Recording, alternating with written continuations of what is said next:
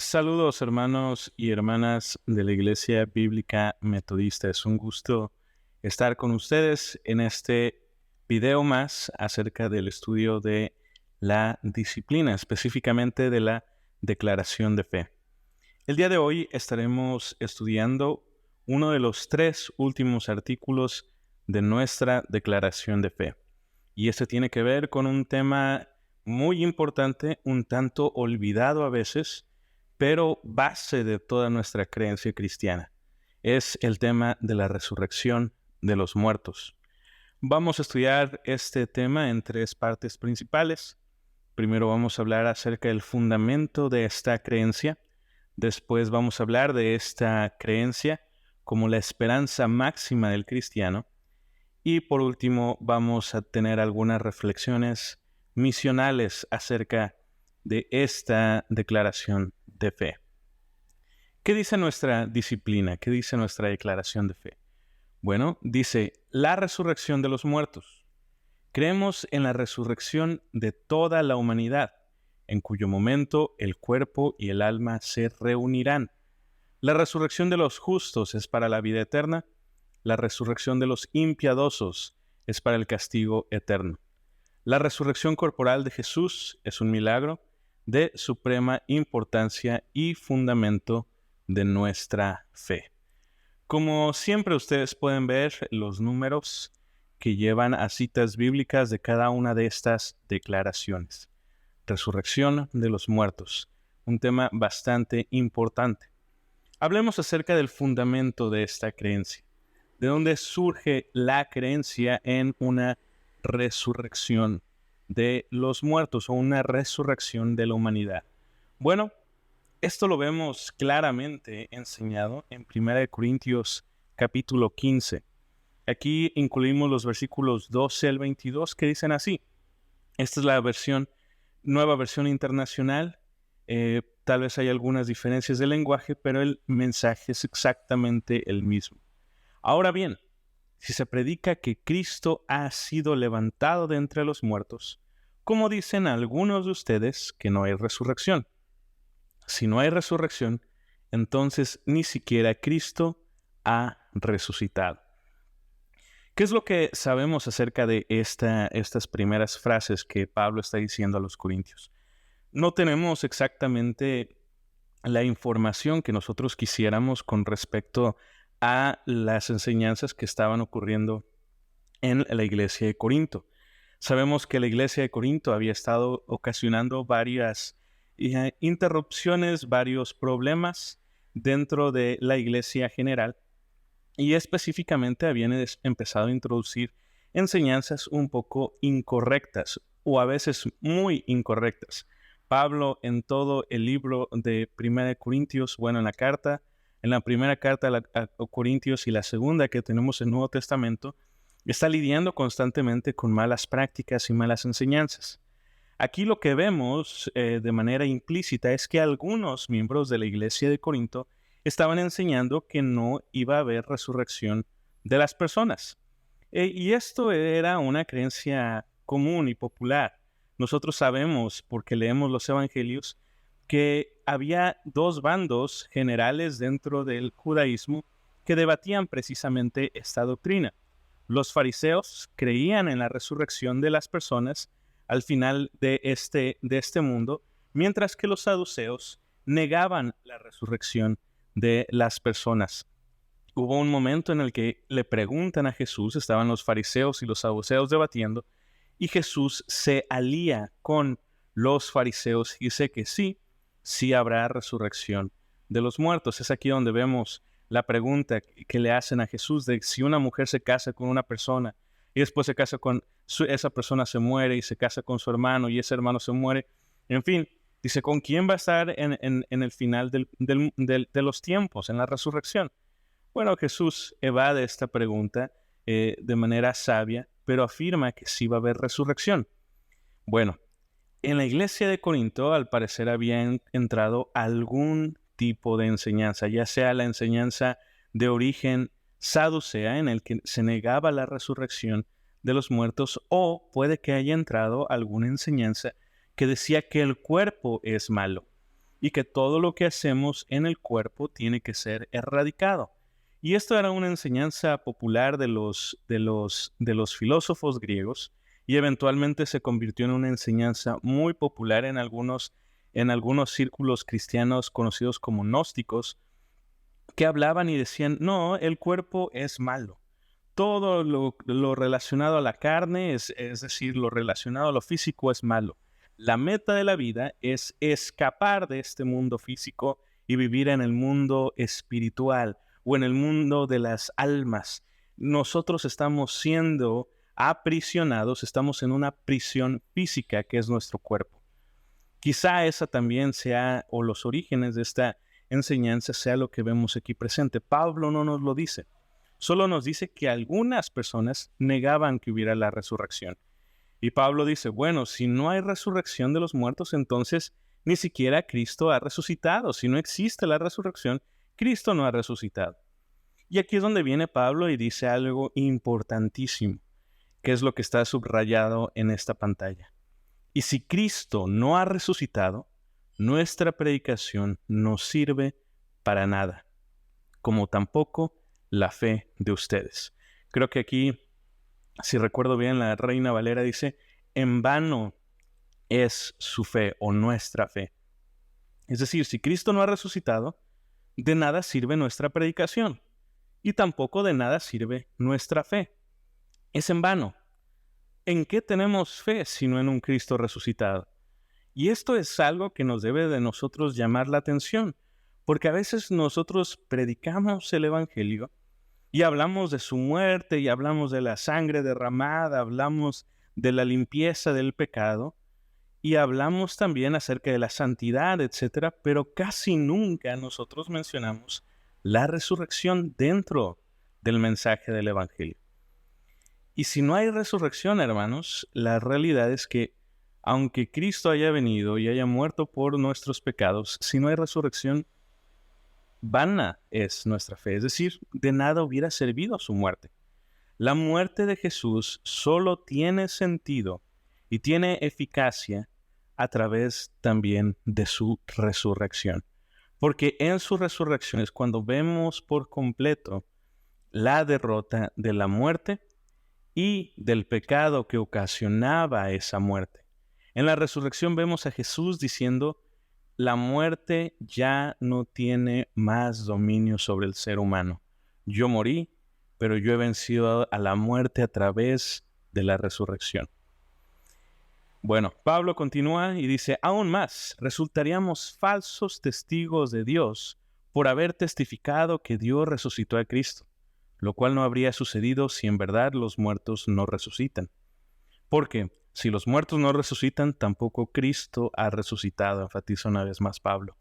Y si Cristo no ha resucitado, la fe de ustedes es ilusoria y todavía están en sus pecados, es lo que mencionamos.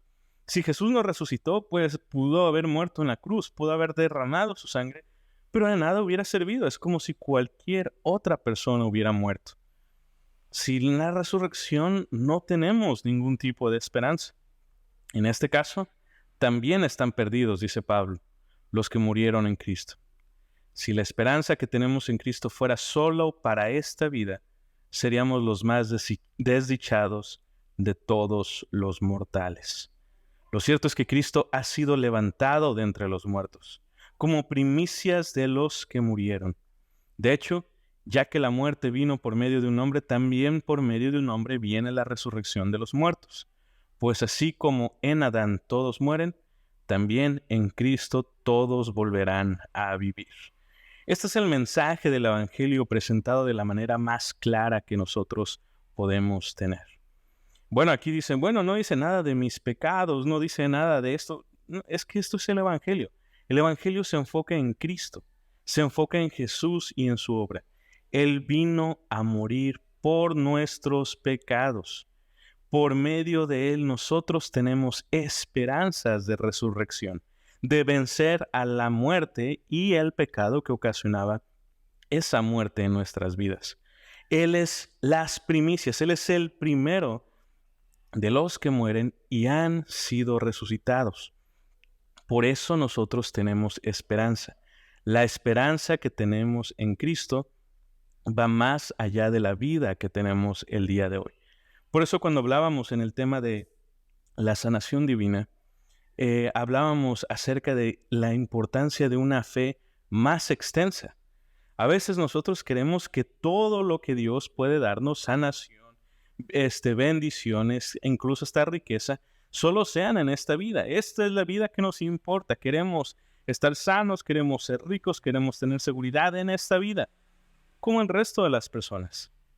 Pero nuestra esperanza, sabemos que Dios quiere bendecirnos en esta vida, pero también quiere bendecirnos para la vida futura, para la vida de la resurrección, para ya no ser más desdichados como el resto de las personas que mueren. Las personas que mueren sin Cristo solo tienen la esperanza de esta vida, porque el resto de su existencia será caracterizado por una muerte. Ahorita vamos a hablar de esto. Pero las personas que mueren en esta vida con Cristo, como dice Pablo aquí, los que murieron en Cristo, tienen la esperanza de la resurrección con Cristo también.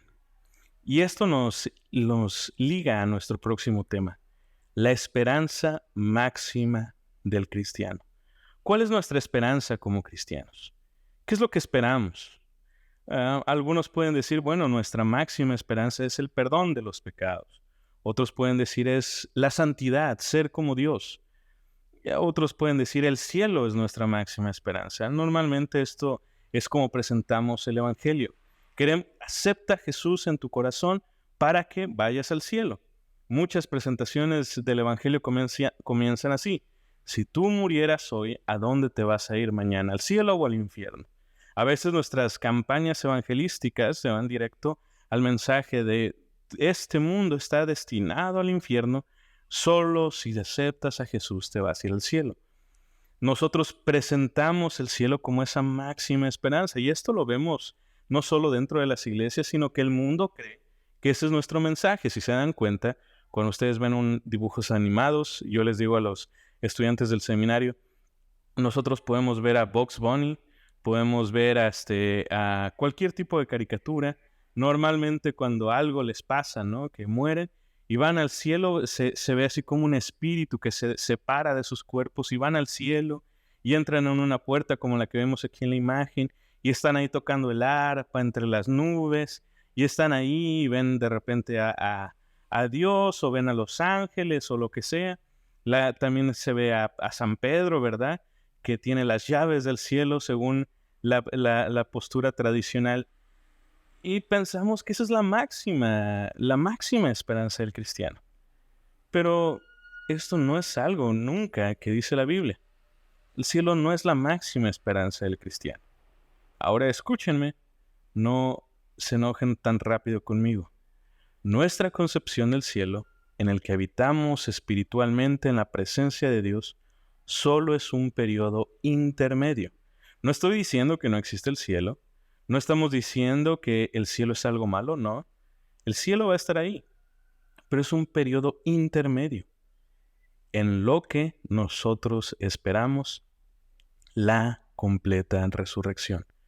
Como dice nuestra declaración de fe, cuando el cuerpo y el alma se reúnan. Creemos en la resurrección de toda la humanidad, en cuyo momento el cuerpo y el alma se reunirán. Ir al cielo es importante, estar en la presencia de Dios es importante, pero esa no es nuestra máxima esperanza. Ese solo es como una escala a lo máximo que viene, que es la resurrección. Queremos ir al cielo cuando muramos, pero debemos anhelar aún más la futura resurrección de nuestros cuerpos. A mí me toca viajar bastante y normalmente cuando uno viaja a un lugar un poco más alejado, siempre tiene que hacer algún tipo de escala, especialmente cuando estás viajando por avión. Aún cuando uno viaja terrestremente a través de autobuses, uno tiene que hacer una escala. Uno tiene que llegar a un lugar antes de ir al otro. Normalmente la escala aquí en México en los aviones es a la Ciudad de México. De la Ciudad de México salen aviones para todas partes, pero uno siempre tiene que llegar primero a la Ciudad de México sin importar dónde esté, normalmente. Así es más o menos el cielo. El cielo es el lugar a donde todos queremos estar en la presencia de Dios, pero solo es la escala. Solo es un pequeño momento y las escrituras a veces lo describen como un momento en el que incluso vamos a parecer que estamos durmiendo.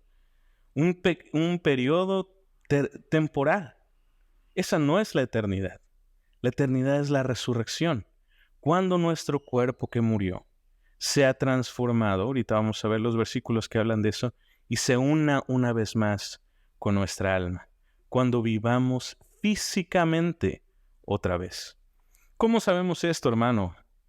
Bueno, el Nuevo Testamento habla de esta resurrección en todos lados. Romanos 8:11 lo dice de manera muy clara. Pero si el espíritu de aquel que resucitó a Jesús de entre los muertos habita entre ustedes, él mismo que resucitó a Cristo Jesús de entre los muertos, también dará vida a sus cuerpos mortales por medio de su espíritu que habita en ustedes. Aquí no está hablando acerca de vida espiritual, aquí no está hablando acerca de vida como oposición a la muerte espiritual, no está hablando de cuerpos mortales, vida física. Así como el Espíritu resucitó a Jesús, nosotros también podemos esperar ser resucitados.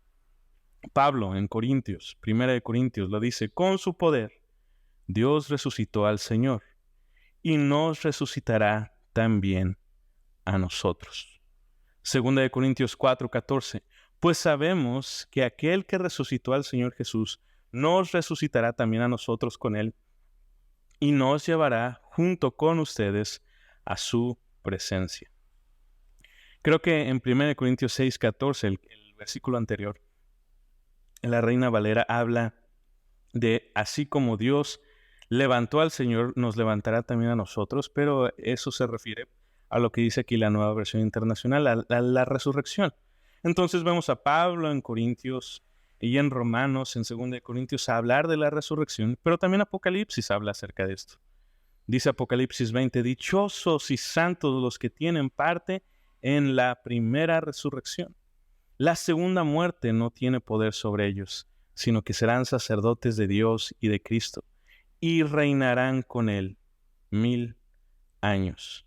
Es decir, estamos esperando la resurrección. Y tal vez de manera más clara, el Evangelio de Juan, vemos aquí hablando acerca de esto y del tema de la resurrección. No se queden asombrados de esto, porque viene la hora en que todos los que están en los sepulcros oirán su voz y saldrán, los que hicieron lo bueno a resurrección de vida y los que practicaron lo malo a resurrección de juicio. Aquí vemos una resurrección universal. Todos vamos a ser unidos con nuestros cuerpos porque nosotros fuimos creados como espíritu, alma y cuerpo. Dios nos creó físicamente. Esa es nuestra naturaleza humana. Y nosotros en nuestra resurrección vamos a experimentar esto, como dice la declaración de fe, algunos para vida eterna y otros van a experimentar la resurrección para el castigo eterno. Eso lo dice Romanos y lo dice Juan 5 de manera muy, muy clara. Los que hicieron lo bueno van a la resurrección de vida y los que practicaron lo malo van a la resurrección del juicio. Entonces, este es el tema de la resurrección. Importantísimo. De nuevo, aunque es importante la esperanza del cielo y predicamos del cielo y hablamos acerca del cielo, realmente estamos dejando la noticia muy corta. Es como si yo les dijera, nos vamos a ir de vacaciones no sé, a Puerto Vallarta. Pero vamos a pasar por la Ciudad de México y de repente se me olvida hablar de Puerto Vallarta y solo estoy hablando de México y vamos a ir a México y vamos a ir a México. Pues sí, está bien que vayamos a México, es parte de la meta, pero realmente nuestra máxima esperanza está en la resurrección, en Puerto Vallarta, por decirlo así. El cielo solo es una pequeña parte, una pequeña probada de lo que va a suceder. Nuestra máxima esperanza es la resurrección. Y esto nos debe de llevar a nosotros a una perspectiva misional de la vida. ¿Por qué? Porque la esperanza de la resurrección enseña que en primer lugar, la muerte fue vencida. La muerte ocasionada por el pecado ha sido derrotada. Cristo mostró, se cambió esto, mostró, caramba, esto está muy mal escrito. Cristo mostró la victoria en la resurrección. Debemos alinearnos a todas las cosas que promuevan la vida. Eso está muy mal escrito. Lo vamos a corregir en la presentación que se suba a la página web. Pero este es el principio. La muerte fue vencida. Es decir, nosotros buscamos la vida, pero a veces nosotros podemos predicar la vida y la vida eterna de manera espiritual. Sí, tenemos vida eterna, y nosotros somos personas vivas, ya no estamos muertas espiritualmente. Y es verdad, todo esto es cierto. Hablamos de todo esto, pero nuestra esperanza de vida eterna no es una esperanza espiritual viviendo en el cielo. Nuestra esperanza de vida eterna es aquí en la tierra. Es física. Ahorita vamos a hablar de esto. Es una esperanza en la que estamos nosotros anhelando tener nuestros cuerpos glorificados, transformados una vez más. La muerte fue vencida y vamos a vivir el resto de la eternidad de manera física también, con un cuerpo resucitado, transformado.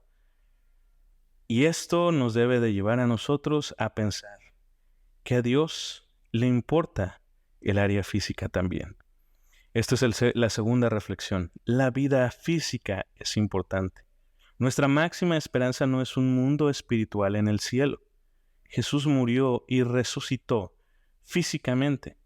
Nuestra misión no solamente debe estar enfocada en las necesidades espirituales, entonces, como a veces nosotros podemos pensar, sino que nuestra misión, al igual que la de Jesús, también está enfocada en las necesidades físicas de las personas. Jesús vino a sanar, vino a alimentar, vino a expulsar demonios y vino a ofrecernos resurrección de este cuerpo que está muriendo. Nos vino a ofrecer vida eterna en el sentido más literal que nosotros podamos pensar también.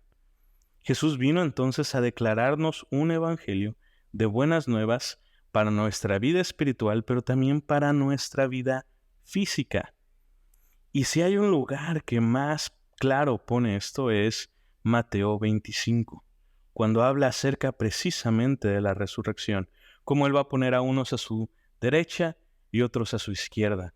Y a los de su derecha les va a dar la bendición y les va a dar permiso de entrar al reino precisamente porque ellos suplieron las necesidades físicas de las personas, porque alimentaron al hambriento, recibieron al extranjero, vistieron al que estaba desnudo, dieron agua al que estaba sediento y visitaron al que estaba en la prisión.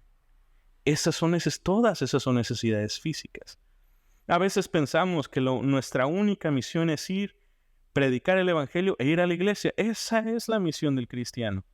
Mientras vayamos a la iglesia estamos bien, pero ir a la iglesia solo es la base de lo que nosotros vivimos en nuestra vida diaria.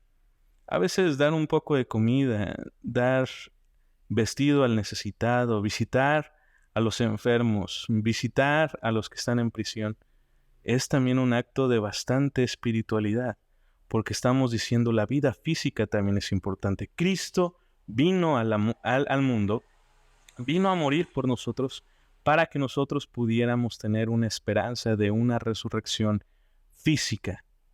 Y Mateo 25, versículos, si no me equivoco, 31 en adelante, hablan precisamente de esto. Y esto nos lleva a una tercera reflexión. Lo que hacemos para este mundo importa. No lo que hacemos en este mundo, sino para este mundo importa. En Apocalipsis nosotros lo leímos la semana pasada, Apocalipsis 20 habla acerca de cielos nuevos y tierra nueva. Esta frase no significa que viviremos en otros cielos y en otra tierra nueva, o en otro lugar, en otro planeta. Significa que aún este mundo en el que vivimos será renovado sin la maldición del pecado. A lo que se está refiriendo aquí Juan no es tanto a que vamos a ir a otro lado y este mundo se va a desechar porque es muy malo. No, se está refiriendo a que este mundo incluso va a ser transformado, va a ser renovado, cielos renovados y tierra renovada. Nosotros ya podemos ser agentes de cambio en este mundo. Si nosotros ya tenemos la esperanza de la resurrección, actuamos buscando la vida, actuamos buscando las necesidades de las personas físicas alrededor de nosotros, las necesidades espirituales, y actuamos también buscando la renovación de este mundo actual. Por eso cuidamos las cosas que Dios nos ha dado, cuidamos la tierra que Dios nos dio, cuidamos las casas en donde vivimos, cuidamos los lugares en donde tenemos nuestras iglesias, limpiamos, no explotamos a los animales que Dios nos ha dado. Los utilizamos para comer, los utilizamos para los productos que nos pueden dar, pero no los explotamos. Por eso cuidamos también de nuestros cuerpos, cuidamos de las personas que están alrededor de nosotros, de los necesitados alrededor de nosotros. Proponemos cambios en nuestra sociedad, buscamos una mejor educación, buscamos una mejor relación entre familia, buscamos una mejor relación con la sociedad. Estamos en contra de todo lo que daña la vida humana, como son las adicciones, como son los peligros de la muerte y de la violencia. ¿Por qué? Porque este mundo importa. Este es el mundo que Dios creó, que dijo que era muy bueno, que ha sido maldecido a causa de nuestro pecado, pero Dios ya vino a lidiar con ese pecado y a prometernos que vamos a poder experimentar el mundo como realmente lo creó. A veces nosotros predicamos y hablamos como diciendo, este mundo ya no importa, ya nos vamos a ir, ya nos vamos a ir, ya nos vamos con Dios, y este mundo ya se quedó atrás. Lo único que tenemos que hacer es mandar salvavidas al mundo, a las personas para que salgan de este mundo espiritual y vivamos con Cristo. Lo más importante es la vida espiritual, pero Dios no nos dice eso. Con la doctrina de la resurrección nos dice, tu cuerpo también es importante. El mundo en el que estás también es importante. Todo esto habla acerca de la transformación y de la pureza de lo que estamos hablando. A veces pensamos que estamos en este mundo actual lleno de pecado, de muerte, sufrimiento, y lo único que esperamos es el fin de este mundo. Y este mundo está en este círculo más oscuro. Lo único que estamos esperando es el mundo futuro, en que habrá resurrección, santidad completa, gozo eterno y estaremos en la presencia de Dios, algo eterno. Pero estos mundos parecen estar muy separados uno del otro, ¿verdad? A veces para que pasemos de uno a otro tiene que pasar el fin del mundo, la segunda venida y muchas cosas para poder estar en el mundo futuro. Así es como pensamos a veces. Pero como debemos de pensar es lo que la Biblia nos presenta. Sí, estamos en un mundo que está caracterizado por pecado, muerte, sufrimiento. Y estamos esperando el fin de este mundo pecaminoso, de muerte y de sufrimiento. Pero no significa el fin de este mundo en el sentido de que este ya no va a existir. Significa que va a ser transformado al mundo de resurrección, santidad completa, gozo eterno y presencia de Dios. Pero ese mundo ya inició. ¿Cómo lo sabemos? Porque así lo dice la Biblia. Estamos experimentando las primicias, volviendo aquí a 1 Corintios 15. Lo cierto es que Cristo ha sido levantado, ya sucedió entre los muertos, como primicias de los que murieron. Él es el primero. Es decir, el mundo por venir, el mundo de resurrección, de santidad, de gozo, ya inició aquí. Ya inició en este mundo. Ya podemos ver la presencia de Dios manifestada a través de Jesús. Ya tenemos una esperanza de que cuando nosotros muramos vamos a seguir el mismo programa de Cristo. Ese mundo ya inició. Y en lugar de estar separados estos mundos, como a veces pensamos, vemos que están entrelazados. Y en este pequeño entrelace está la zona de misión, donde nosotros que tenemos y experimentamos al Cristo muerto y resucitado, tratamos de traer resurrección al mundo donde hay muerte, donde nosotros podemos tener una relación personal con el Dios Santo y traemos esa santidad al mundo de pecado, donde nosotros que experimentamos el gozo eterno de Dios, sabiendo que Dios nos está transformando, haciéndonos completos sin que nos falte cosa alguna, lo traemos al mundo de sufrimiento. Como dice Santiago, tened por sumo gozo cuando ustedes se encuentren en diversas tribulaciones, sabiendo que la prueba de su fe produce paciencia, y la paciencia constancia, y la constancia debe llevar a cabo su obra completa para que sean completos, cabales, sin que les falte cosa alguna. Nosotros en medio del sufrimiento vemos cómo Dios lo transforma para que nosotros podamos gozarnos en cómo Dios está transformando nuestras vidas. No estamos esperando la destrucción de este mundo como si ya fuera algo de lo que Dios se quiere olvidar. Estamos esperando la transformación. Y Dios nos ha dejado a nosotros para que podamos ser agentes de esa transformación, para que lo veamos en un futuro cuando Él vuelva una vez más, veamos la consumación de la obra que ha empezado desde el día en que la iglesia comenzó a predicar.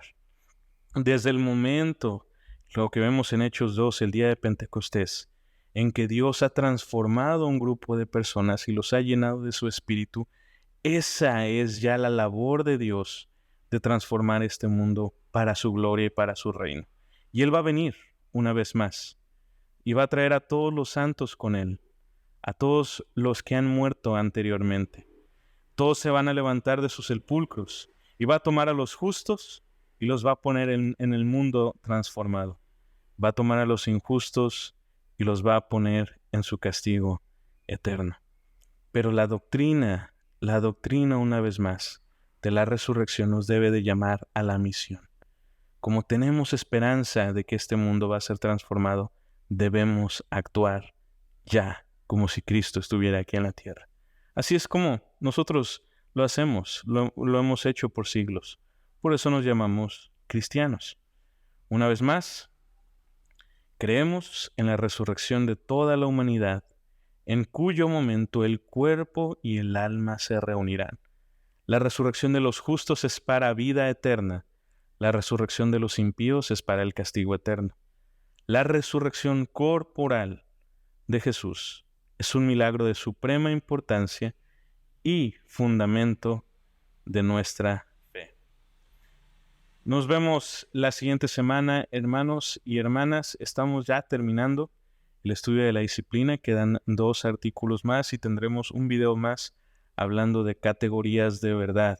En la próxima semana estaremos concluyendo con los temas escatológicos, es decir, de los últimos tiempos.